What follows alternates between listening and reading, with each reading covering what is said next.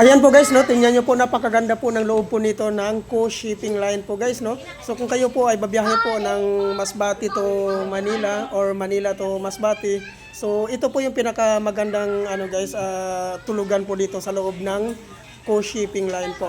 Ito guys, dito guys, medyo mahal na lang po dito. Ito po yung aircon po dito guys, no. So depende naman po sa inyo guys kung ano po yung i-avail nyo na ticket po. Aircon po ba or doon po kayo sa itaas. Pero po guys, kung gusto niyo pong komportable po kayo habang bumabiyahe, so ito po yung i-avail nyo guys. Napakaganda po dito at napakalamig po dito sa loob na ito. Kaya po kung napapansin niyo po guys, no, napakaganda po ng tulugan po dito. Ayan po. At sobrang linis po dito sa loob nito guys, no. So kung napapansin niyo po sa video, no, so napakarami po nito ng higaan po dito guys. Kaya kung ikaw po ay gustong mag-avail po dito, siguradong makaka-relax ka po dito guys at makakatulog ka po ng maayos po dito. Tingnan nyo naman po mga higaan dito, napakasarap po higaan po nito, no. At napakalayo po ng biyahe po guys, no. Kaya po kailangan po nating makatulog po muna bago po tayo sasabak ulit sa biyahe po papunta naman po dito ng Metro Manila po. So kung napapansin nyo naman po guys, napakalinis po talaga ng area, no. At napakaganda po talaga ng mga higaan dito.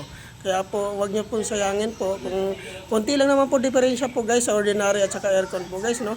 So kung ako po sa inyo, piliin niyo na lang po itong area na ito. Mas maganda po sa aircon po. Talagang napakalinis at napaka-komportable po yung paghiga mo po dito.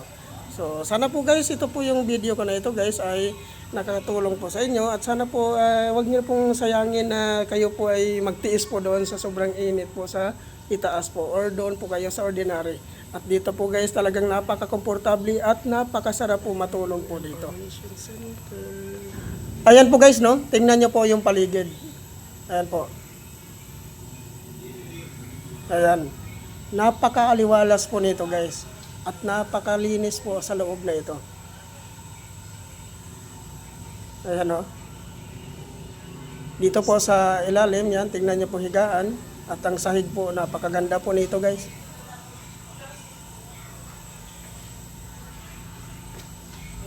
So ito po yung exit area at entrance and exit area po guys, no, yan po.